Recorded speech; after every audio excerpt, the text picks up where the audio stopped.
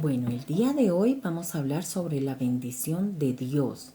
Y la bendición de Dios no añade tristeza. Entonces, eso lo podemos ver en Proverbios 10:22. Las escrituras dicen así: la bendición de Jehová es la que enriquece y no añade tristeza con ella. Entonces, aquí la palabra del Señor nos está diciendo que la bendición de Dios es la que nos enriquece, ¿cierto? Y si nosotros vamos a ser ricos con la bendición del Señor, el Señor también nos enseña a cómo administrar esa bendición que el Señor nos ha dado.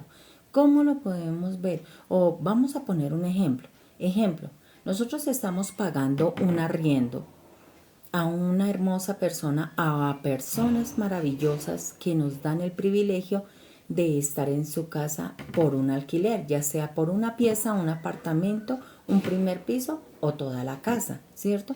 Estas personas nos prestan su casa para que nosotros podamos habitar. Pero ¿qué es lo que en el corazón del Señor desea? Que nosotros tengamos lo propio, lo de nosotros mismos.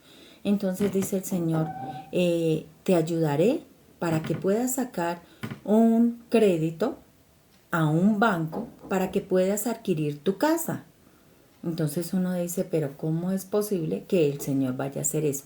Dice el Señor, si yo te doy para el arriendo, también ese arriendo que tú estás dando en este momento para una casa de una tercera persona, esa plata te puede también servir para tu propia casa, ¿cierto? Hasta ahí el Señor nos enseña. El Señor es nuestro proveedor. Porque nosotros decimos que el Señor es nuestro proveedor, porque cada mañana nos despertamos, estamos vivos, tenemos fuerza y el que provee nuestro trabajo es nuestro Padre Celestial. Entonces, ¿qué es lo que Él dice en las Escrituras? Dice en Filipenses 4:19. Entonces lo vamos a ver porque estamos estudiando todo conforme a la palabra del Señor.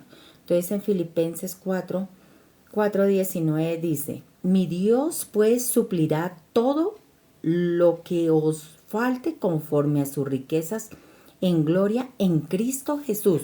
Todo lo va a suplir el Señor Jesús. Y si tú estás ahorita pagando un arriendo, el Señor te va a dar tu propia casa. Listo. Entonces, ¿qué es lo que el Señor nos dice? El Señor nos dice que la bendición de Él no añade tristeza. ¿Por qué? Porque Él mismo es el que te va a dar a ti mensualmente para la cuota de esa casa, de ese apartamento que tú deseas. Entonces, ¿qué es lo que dice el Señor? Que la bendición se vuelve molesta cuando tú no pagas la mensualidad en el banco. El Señor a ti te da la plata y tú debes pagarlo. Porque si tú no lo pagas, entonces se vuelve una deuda para ti. El mes que tú no pagues, ese mes se vuelve una deuda. Entonces el Señor, ¿qué nos está enseñando? El Señor nos está enseñando, te voy a aprobar el crédito, te voy a dar la cuota del mes. Tu compromiso es pagarla. ¿Por qué? Porque yo te voy a dar la plata, ¿cierto? Tú no puedes decir, no, es que estamos a día primero, pero yo tengo que pagar la cuota el día 15. No, ¿por qué? Porque el Señor, si te lo dio el primero, es para que tú lo pagues antes de tiempo y no tengas en tu mente ni en tu corazón, ay, angustiada. ¿Por qué? Porque no he pagado la cuota. Cuando el crédito se aprueba y tienes una cuota, no es una deuda. La deuda se forma después de que tú no hayas pagado esa deuda. Entonces nosotros encontramos en Romanos 8:13 que el Señor nos dice así, 13:8 dice, no debáis a nadie nada, no debáis a nadie nada. ¿Por qué el Señor nos dice eso?